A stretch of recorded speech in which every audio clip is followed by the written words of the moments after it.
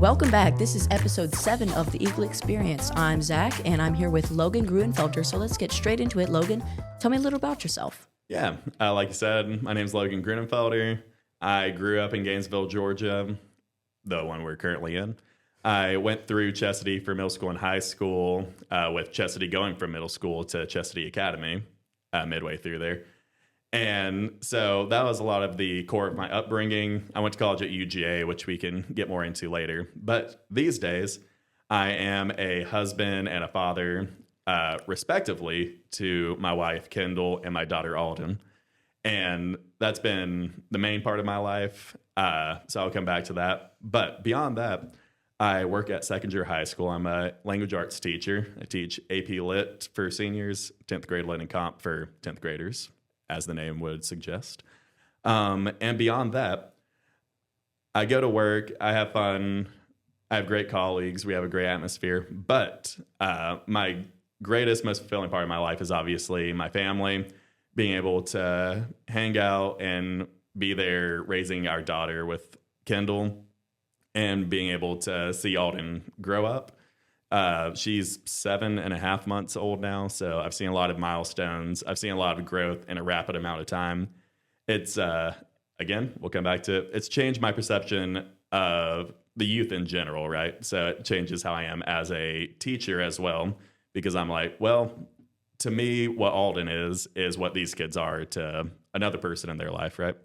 So my family is definitely the core of my emotions, my sociality, and everything that I do.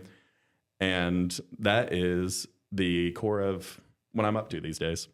So on the topic of family, tell us about your roots in Chestatee and in the community with your mom as a teacher and your siblings. Yeah. So me and my siblings all went to McKever Elementary School, and Spencer was towards the front of Chestatee. He was like 6 years into the school. But as far as community goes, my mom started teaching 6th grade earth science here when I was in 4th grade or so. So I want to say that's around 2009-year-old. It's 2006, around there, 2007. My mom started working here. And so I quickly became ingrained all over the school. I would stay late, as you might understand from doing this podcast. I would stay late. I'd interact with teachers after school, outside of school. And it was very fun to have such a fun mom who was here and to have such a fun faculty here. I have fond memories of a lot of the teachers here. And as far as the community goes, a lot of it was through Chestatee and extracurricular activities that I did here. But a lot of it was also through church over at Gainesville First United Methodist. And so that was my other part of my community involvement. So either I was doing something for school or I was doing it from church. And I think that was a great way to build character and to grow as a person from ages 11 through 18. So as you've mentioned, you were here a lot with your mom. So we've heard that you used to hide in the science hall and scare Miss Bowker and Miss Alexander. Tell us about that. I don't even remember that. But let's see.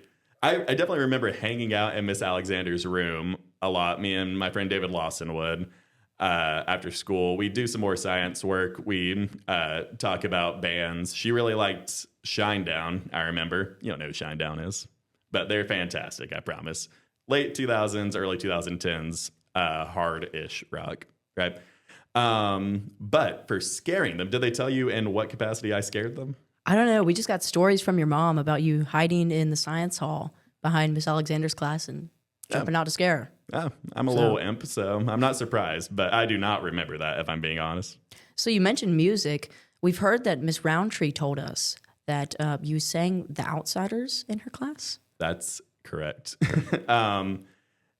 For The Outsiders, I don't remember that exact project or what we were doing, but I do recall any chance I had, I would sing in her class. So what I do remember was we tried doing a remake of We Didn't Start the Fire by Billy Joel. You know Billy Joel. Yeah. Wait, do you actually? Yes. Oh, fantastic. We didn't start the fire. Okay. Yeah, that's the song. So We Didn't Start the Fire. We were doing it for more of a, from like 1995 to 2010 version of that, to cover a different section of years. Anyway, it all fell through very hard, but up to that point, I ended up performing it anyway with what we did have. And there was also, I remember for the outsiders, I did a parody of Bohemian Rhapsody by Queen. Oh. And I don't remember the details, as I'm saying. But that involved me, without any background music, just a cappella, kind of singing through a 6.5-minute song. And I was not shy, so any opportunity I had to do that kind of thing, went for it. So on the topic of more stories here at Chestatee, we've also heard about a Midsummer Night's Dream in Mrs. Clemens' class. I remember that one well. Tell us about that. Yeah. So I know we might talk about my influences as teachers in the future, but just to go ahead and hit on something of that sort, Miss Clemens, quickly into doing Midsummer Night's Dream. It was the first Shakespeare play I had read. We did it as a class, and she knew that I was a wily little coyote and that I like to be silly. So she had me be Bottom, which was the man who was turned into a donkey, and he has a lot of humorous lines in the play. And so I was Bottom. I think whether he sang or not, I snuck some songs in there as well. But it was just a lot of encouragement from Miss Clemens for me to keep acting and keep doing what I was doing there. So that set a pretty early on seed for what I would do with acting, like in theater later in my life. Not quite at that point, but it was just really cool for Miss Clemens to give me that outlet to be able to explore, in this case, theater, to be able to explore some interests that I didn't even know I had. Right? Yeah, so tell us about some extracurricular activities that you did, like theater, things like that. Yeah, so I did theater in high school, so I won't hit on it long. Senior year of high school and at UGA for BCM, Baptist Collegiate Ministries, that's when I did most of my theater, but still with Miss Clemens planting that seed early on in a class lesson. But as far as extracurriculars in middle school goes, chorus was definitely my main facet. So, or outlet rather. Mr. Elliott had an after-school program where we would write songs and we would perform those for the class. And though the content was questionable, we had a song called, it was like Lucy in the Sky with Diamonds, but it was the Chocolate Babies. So it was, I can't even go over the lyrics. It was, I love the chocolate babies, the way they float in the sky, something about dolphins. It's as weird as you're giving me the look for, right? So don't ask me any more about the song, but we enjoyed making that music together. Me, David Lawson, Fletcher, Siegfried, Brett Anderson, David Funk, to name a few. But that was a really fun program. And then within chorus class, Mr. Elliott gave us a lot of freedom to be ourselves, trying to keep us down because we were, like I said, a little bit rowdy. But he did a really good job of pushing us when we were going to 8th grade for chamber choir. He took me and Austin Passmore, my best friend, aside. I have to call him my best friend, otherwise he gets angry. So he took me and Austin aside and he was like, you know, everyone, their voices haven't dropped quite yet. We don't have a bass section for next year. So I don't know if we can do that in chamber choir. You guys might have to be tenors. And then I said, no, Mr. Elliott, trust us. We can do this. Me, Austin, Brett, and maybe some others. So we went forth, chamber choir. We had a bass section, all as well. But I appreciated how flexible he was. And then we also did a quartet in chorus. So a lot of fond memories of chorus. And also with FCA was another of the extracurriculars I was involved in here. And there were a lot of meaningful moments, but one of the main ones that comes up was, are you familiar with the show Fear Factor? Yeah. Okay. Mm-hmm. So back in the mid-2000s, Fear Factor was a pretty big deal. And for one FCA event, for some reason, I think it was a fundraiser or an incentive opportunity. We all went to the theater or to the gymnasium, and we did a Fear Factor event where people had to eat pickled pig's feet and all sorts of stuff that I was not willing to do. Did Miss Hudgens supply those? She did. Oh. She did indeed. Of course. And it was truly disgusting, but memorable, as one might expect. Let's get into what you're doing as a career. So tell us, did you have any influences from here at Chestatee? Yeah, and I'm going to go teacher by teacher, starting with language arts, and then we're going to cross over into science a little bit. In sixth grade, Miss Clemens was my teacher. I already mentioned that, so save you some time there. For Miss Clemens, she inspired me to be myself, to not act out as a disruption, but act out in a really cool and meaningful way through her encouraging me to sing and to be weird and to be bottom in the play.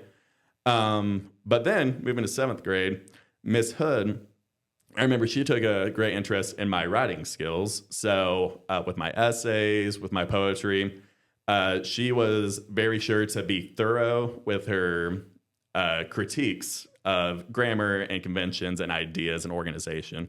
But she made sure to be very, very supportive in what we're doing. She was like, "You're doing fantastic in this area. Go forth." And she would take me aside and talk to me about how I should continue to go down facets of writing and public speaking and things of that sort. So I appreciated Miss Hood greatly for that. She was also the 8th grade tennis team coach when we had that kind of feeder program into the high school. Because I played tennis from 8th grade through senior year. And then ever since then, for fun. It's a lifelong sport, so it's great. So there was also Miss Roundtree in 8th grade, and she kind of was the culmination of what Miss Clemens gave to me and what Miss Hood gave to me. Miss Hood with the writing, Miss Clemens with more public speaking and performing. Because Miss Roundtree brought back the radio station, the local radio station we have here. And though it was a little bit rougher, it was less refined than this very organized and wonderful podcast. It was still an opportunity that she gave for us to go in there and to work through whatever current events were happening and to be able to talk and all those good things. Now, we did not do most of that. We ended up playing a lot of Green Day, if you're familiar with that band. No, not familiar with a lot of these early 2000 bands. Hey, I'm going to keep naming them, though. That's so great. We play a lot of Green Day, a lot of Boys Like Girls, a lot of All Time Low. Those are all emo bands. We played a lot of that instead of doing the mission that she set forth for us. So that was our bad, but still, she singled me out to be in this radio program because of how outspoken I was in class, the general timbre of my voice, because as puberty goes, a lot of people's voices haven't dropped yet, but mine's sounded the same since 7th grade. There's a video of YouTube on me doing a poem for Miss Hood's class where, again, I sound very similar to what I do now. So she pulled me aside and took an interest in me in that regard, and that fueled my comfort level. It fueled my confidence in speaking publicly and using my voice, using my writing, using my rhetoric, voice crack. Ironic, considering we were talking about the timbre of my voice, to be able to send forth really cool messages.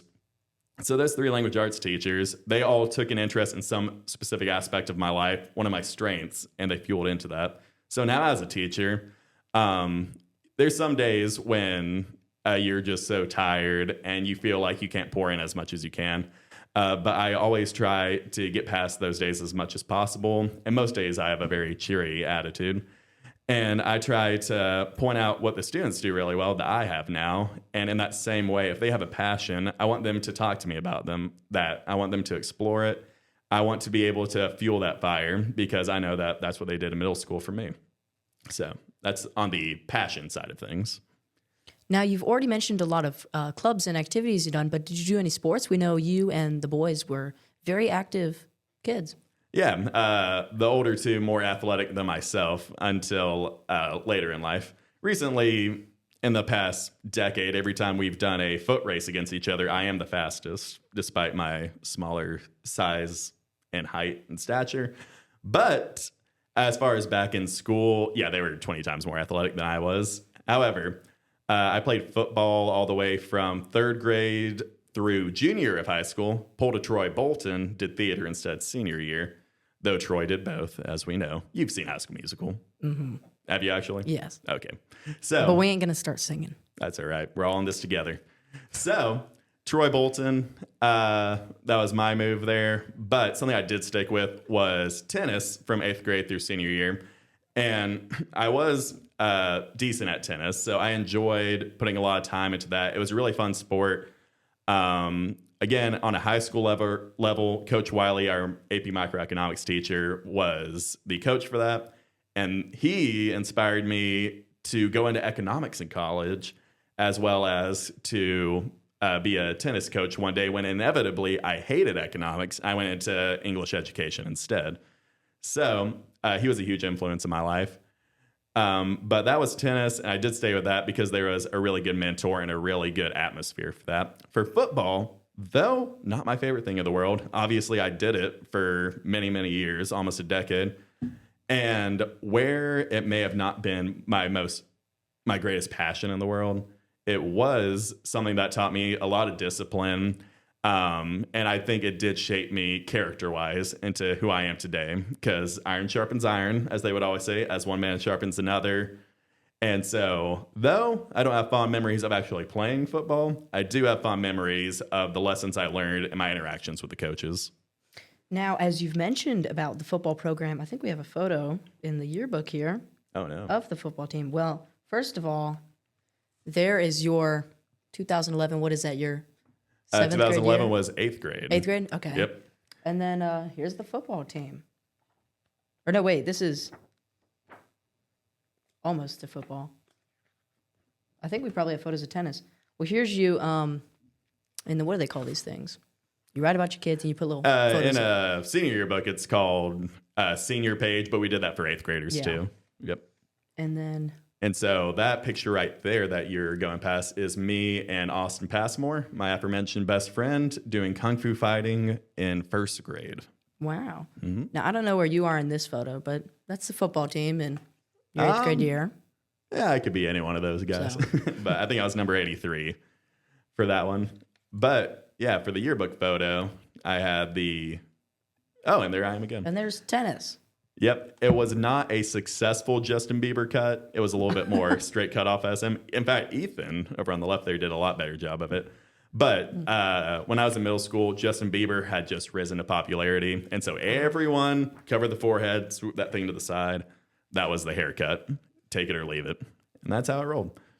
And then there's several more photos of you in, here, I guess this is Honor Society. So you're probably here somewhere. And you were secretary, yeah. Yep, I was about to say, I remember not having good handwriting, but having to write down a lot of stuff. So secretary sounds right. So I know the SOAR program had started by the time you were a student here. So do you remember any of your SOAR classes, and what can you tell us about the SOAR program? I do. I don't remember who the sponsors were. The second one was a game show one, and we played a lot of Family Feud, which was a really fun outlet. It was just a really good way to relax after these long school days, as you have experienced. However, one that did stick with me greatly, not that I've practiced much anymore, but the first year of SOAR, me and Austin, the best friend, we both did the magic SOAR, and I would reckon that teacher's not here anymore, considering his age, but I don't remember who that was. But he was super cool. He showed us all these tricks where you could make the ball disappear with the cups, a variety of card tricks. And the one that stuck with me the most, which we did for I don't remember what the nights were, but we would come in here with trifold posters and do something we were passionate about, and people would come and visit. And that was really cool. And for one of those, I took the Spingali deck that we had for Magic, and I used that. It's this trick deck where you say pick a card, you flip through. It's a normal deck of cards. They pick a card. The way it's designed, it's always the same card. I think mine was 8 of clubs. And then you do all this stuff. If you flip it over, then every card's the 8 of clubs. So that was the coolest thing from there. But though I have not practiced Magic past that point, that was definitely what I remember the most from SOAR. I just thought it was a really cool program. And you said you guys still do it today? Yes, we do. We have lots of SOAR programs for you to choose here at Chestatee Academy. Sweet. My mom's part-time now, but she was doing one where they explore different types of poop. Is that still around? No, but I've heard of it. Fantastic. Scat, as the animal kingdom likes to call it. So that was really cool, just having the different SOARs. What SOAR are you in right now? Currently, I'm in News Team, which is one of our year-long SOARs with jazz band. Figures. Very nice. Very cool. How did your relationships change from middle school to high school? Did you lose friends? So just tell us about that.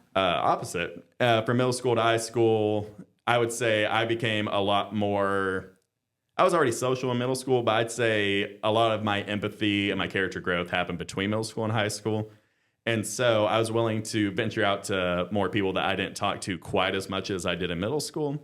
So by the time we got to high school, most of us were still around. Some people went to like Gainesville High School, different states, but most of us were still here, right? And so we would have our classes, and in the in the cafeteria, wherever we would meet up, I would just make concentrated efforts to go to different classmates and try to get out of my comfort zone. The way that classes were set up too, there was more variety of who you're in class with, who you hung out with. And so in high school, I was just a lot more intentional with relationships. And Austin and I both were talking recently, and we said if we went back in time, in this scenario, maybe not by choice, I just wake up one day and I'm in high school again.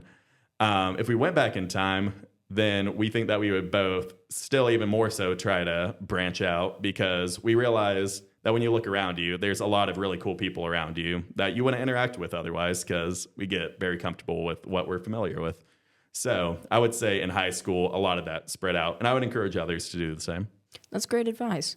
Now, thinking back, do you have a best moment or achievement from middle school or high school? In middle school, we didn't get first place or anything, but I would say a great culmination of what I was interested in was when in 7th grade, Mr. Elliott started the show, right? Do you know what the show is? I do, but we no longer do it. But I heard it was a very big show. Yeah, at least from a middle school perspective. I remember there being a lot of people there. It was really cool from that perspective. So in 7th grade, I did an audition. Then in 8th grade, I mentioned earlier, Fletcher, Brett, Austin, and myself, we had a band called Three Masculines and a Baby. Fletcher was decidedly smaller than us, so he was the baby. He dressed in pajamas and a cape. And then the rest of us dressed in suits and such.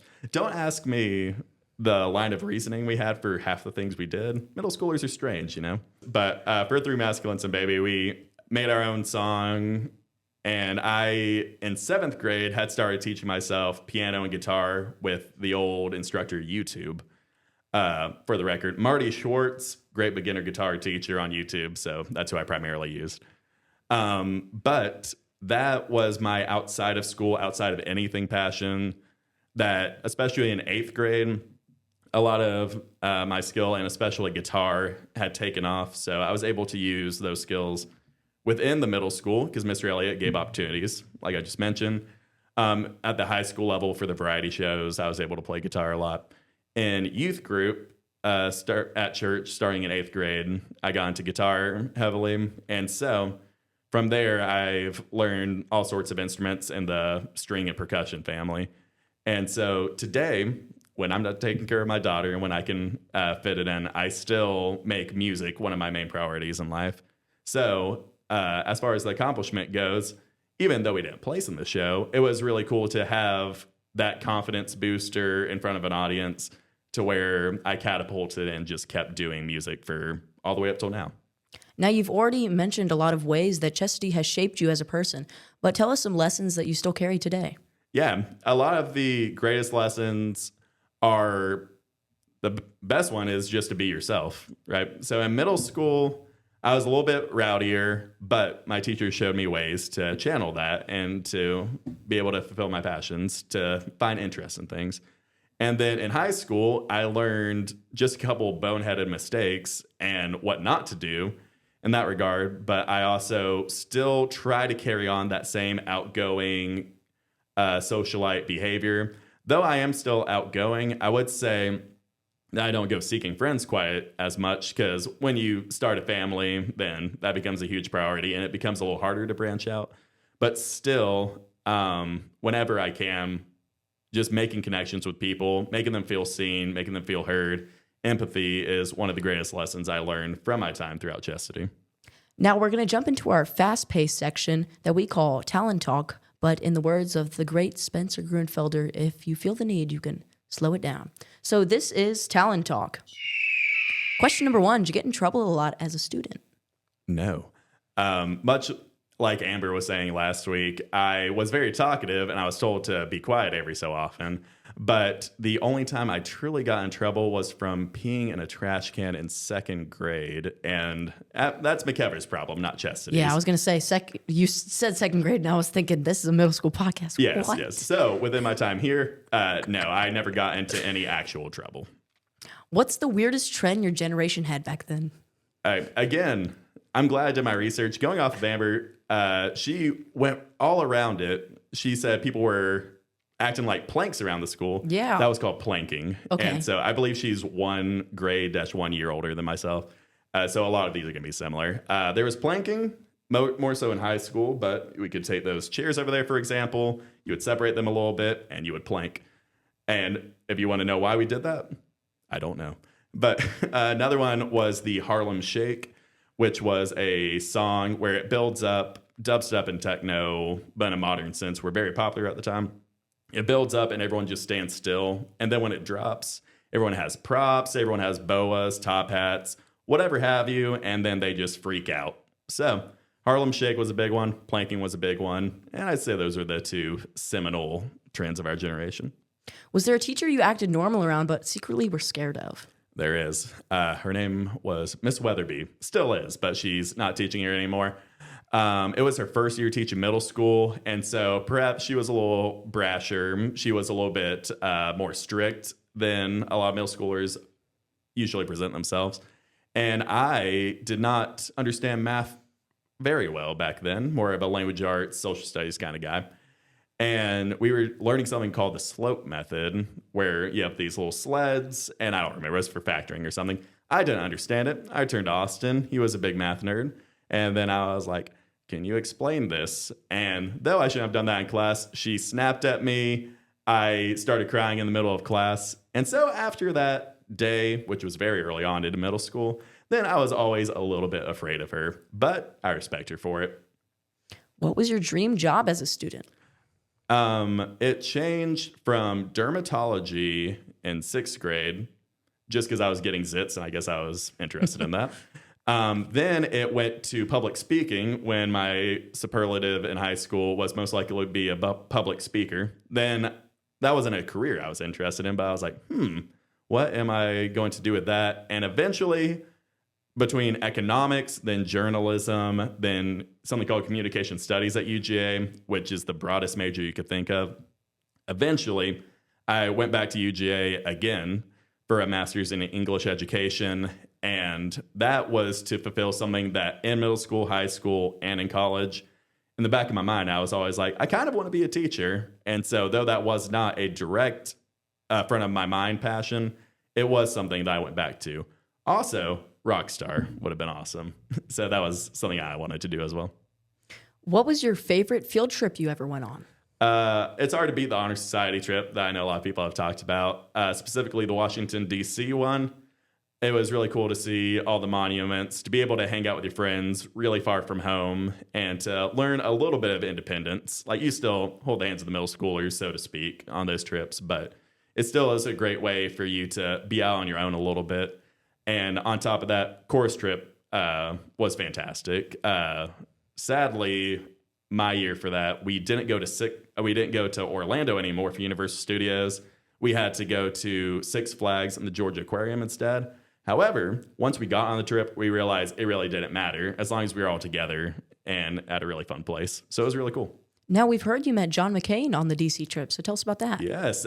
Who told you that? An unknown source. Interesting. So Miss Hudgens, she saw Senator McCain at the time across the hall. We were in a big circular room with a bunch of congressmen. I don't know where we were. It was in the Capitol. It may have been the Rotunda. Yeah, we were there about a month ago. Yep. And so, well, then you would know. Yeah. She saw John McCain across the way, and then she said, Logan, do you know who that is? And then she doesn't sound like that, but Logan, do you know who that is? I said, of course, he's running for president, or did recently. That's John McCain, because Obama was president by then. And she said, you got to go talk to him. And then I said, how? And then she just said, like this. She grabbed me on the back of the shirt. She pushed me forward, as John Mulaney says in one of his stories, like a human shield going forth. And she was yelling, Senator, Senator, Senator. Such a Miss Hudgens thing. And then she said, this boy would love a picture with you, Mr. Senator. And then he was like, all right, but make it quick. And then we took the picture. Afterwards, I looked to Miss Hudgens and I said, he smelled delightfully not like an old person. He smelled like Abercrombie and Fitch, if I'm being honest. So it was really cool to meet him. So RIP to John McCain. But that was a really cool experience because the rest of the class had already gone on. She pulled me back and then we went and talked to him. If we could do a reunion of middle school students from the years you went here, what would your role be and how would you go about it? 100% I would be the DJ. And I've been out of high school for a decade now. So this semester, so to speak, we are going to have my high school reunion. So this might come to fruition. But if we had a middle school reunion, I would be the DJ because I know in my heart that the music from 2008 through 2012-ish was the height of pop music. That was Black Eyed Peas were at the top of the chart. You also had Jason Derulo saying his name at the beginning of every song. Same for DJ Khaled. You gotta say his name at the beginning. Also, Kesha came out on the block. Do you know who Kesha is? No. As the principal in Glee would say, key $ ha. Mr. Elliott knows who Kesha is. He loves Kesha. TikTok's his favorite song. So we got that. What the world? And just the pop music back then, Lupe Fiasco, I remember from 8th grade dance. The pop music back then was so synthesizer heavy and unserious and danceable. And so that's why I have a particular spot in my heart from that time period. Also, nostalgia. But truly, it was the most danceable, most fun time in pop music, in my own humble opinion. Who was your favorite teacher back then and why? This can be middle school or high school. I'm going to go middle school. For high school, it is Coach Wiley, who I mentioned before. But for middle school, I'm not pandering to him just because he's in this room. But it was Mr. Elliott because chorus became such an integral part of my life. And he did a great job of teaching us music theory, on letting us explore the songs, on having us make our barbershop quartet in 8th grade, and having the really fun trips. So he just did a great job of connecting with the students. And he taught me a lot of really cool words and phrases. He taught me golly bum, which is what he says when he was exasperated and he was fed up with us. He said, golly bum, y'all are a hot mess. And so Hot Mess was in there too. He spoke like a Southern grandma, and I appreciated him for that very much. We also said he looked like Ryan Seacrest at the time. Now, you don't know who Joel McHale is, but he looks a little bit more like Joel McHale. So anyway, Mr. Elliott, a lot of fond memories from chorus, and he's definitely my favorite teacher from middle school. What was the most popular hangout spot for you and your friends? Skate Country. Skate Country and the bowling alley. It was the Gainesville Bowling Center at the time, which now it's Station 300. So it sounds a little antiquated to say Gainesville Bowling Alley or Gainesville Bowling Center. But between that and Skate Country and Long Street Cafe over on Green Street, a lot of that's where we hung out as middle school students when our parents would take us. A lot of our youth group activities were at those locations. So it was just a lot of that. Yeah, Skate Country used to be big for birthday parties and such, but it's no longer there. Yep. If you could relive one school day, what would it be?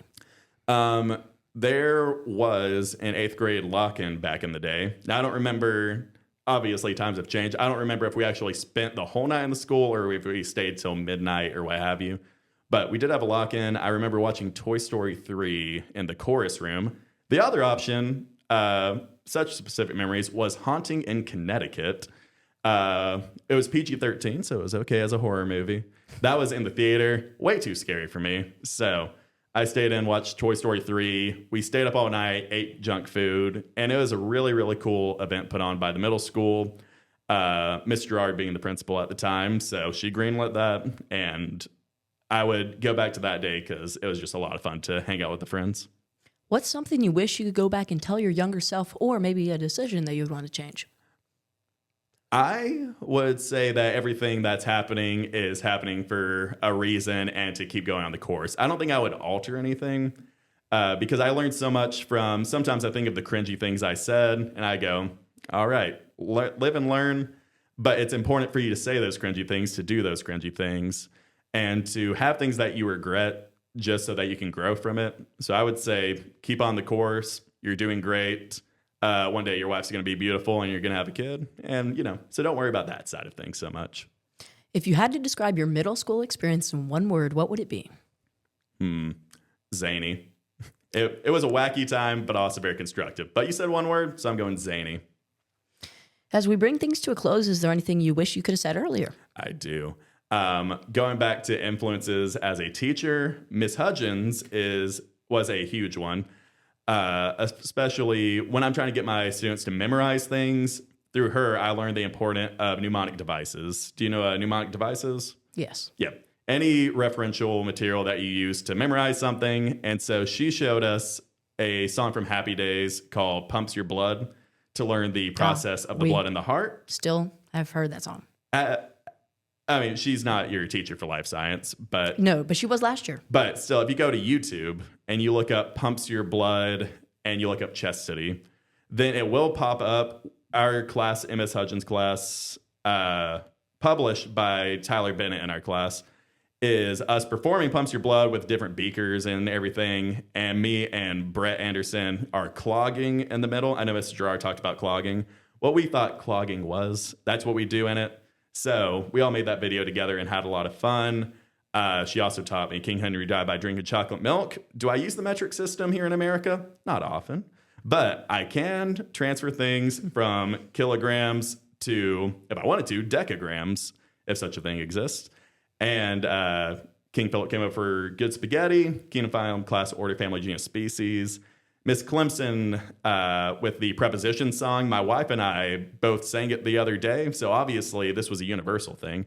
But all those songs, all those ideas to memorize things, it's fun to include the classes in, so I've tried to incorporate that in my own teaching, as well as it really works. So those mnemonic devices and being engaged and excited about teaching, that comes a lot from Miss Hudgens.